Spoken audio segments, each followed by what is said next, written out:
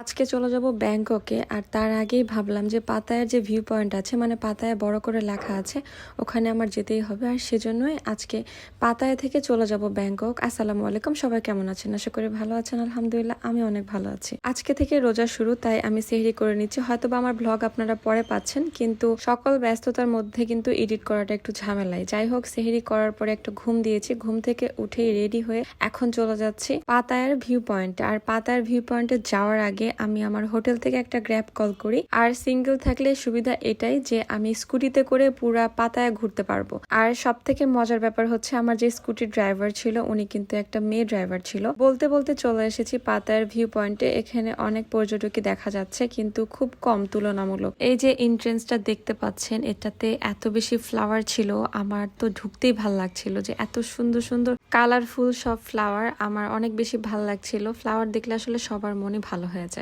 তো এখান থেকে একদিকে দেখা যাচ্ছে সিটি, আর একদিকে দেখা যাচ্ছে সমুদ্র। পাতায়া অনেক ছোট একটা সিটি হলেও কিন্তু সেটা দেখতে খুব দারুণ লাগছিল, তাই না বলেন? বুঝতে পারলাম যে পর্যটক কম হওয়ার কারণ কি। এখানে এত বেশি রোদ, মানে আমি মনে হয় এখানে 5 মিনিটসের মতো ছিলাম, কিন্তু আমি পুরা পুড়ে গিয়েছি। মানে আমার হাত পা মুখ জ্বলে যাচ্ছিল। যাই হোক, এখানে কিছুক্ষণ থেকেছিলাম, মানে ছবি ভিডিও করা শেষ করে আমি আবার রওনা দিয়ে দিলাম যেখানে পাতায় লেখা আছে সেটা খোঁজার জন্য।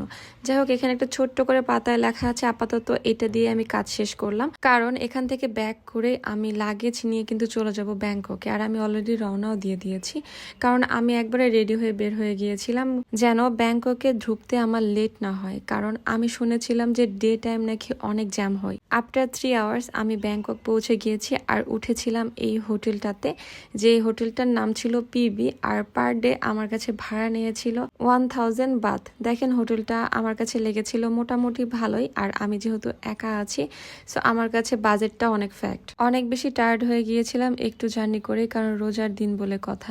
একটু রেস্ট করে আমি চলে যাব বাইরে, কারণ অনেক অনেক শপিং আছে। এই জন্য বাইরে যে অনেকক্ষণই ঘোরাঘুরি করেছি, কিন্তু ভিডিও করতে পারিনি কারণ রোজা লেগে গিয়েছিল।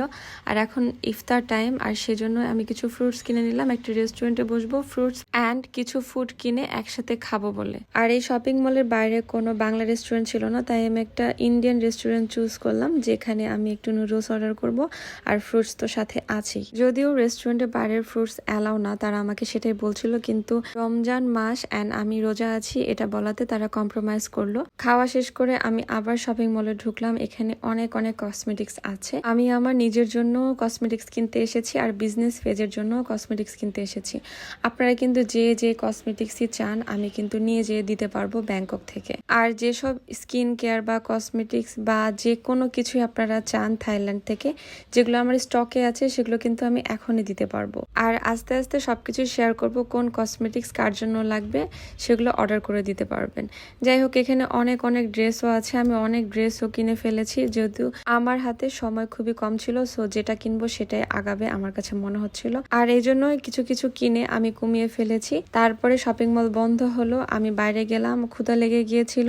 তার জন্য একটা মোমো অর্ডার করেছি, ইন্ডিয়ান মোমো, সেটা খাচ্ছিলাম। আমার তো মোমো ফেভারিট অ্যাজ অলওয়েজ, আপনারা সেটা সবাই জানেন। খাওয়া শেষ করে আমি একটা টুকটুক ভাড়া করি, যেখানে করে আমি আমার রুমে চলে যাব। যাওয়ার পথে এখানে একটা সিগন্যাল পড়ে, আর পিছনে তাকিয়ে দেখি একটা টুকটুকের ড্রাইভার অনেক এনজয় করছিল। আর আমি ভিডিও করে নিলাম, খুব ভালো লাগছিল যে সে এনজয় করছে এবং কাজ করছে। রুমের এখানে নামার পরে দেখলাম ডাবের দোকান। আর আমি অ্যাজ অলওয়েজ কোনো জায়গায় কোনো ট্যুরে গেলে আমি ডাবটা প্রেফার করি, কারণ অনেক বেশি টায়ার্ড থাকি, অনেক হাঁটাহাঁটি করতে হয় তার জন্য। ফেরার পথে বাংলা খাবার থেকে আমার সেহরিটা কিনে নিয়ে আসি। আমার ভিডিও আজকে এই পর্যন্ত, দেখা হবে নেক্সট কোনো ভিডিওতে। সেই পর্যন্ত সবাই ভালো থাকবেন। আল্লাহ হাফিজ।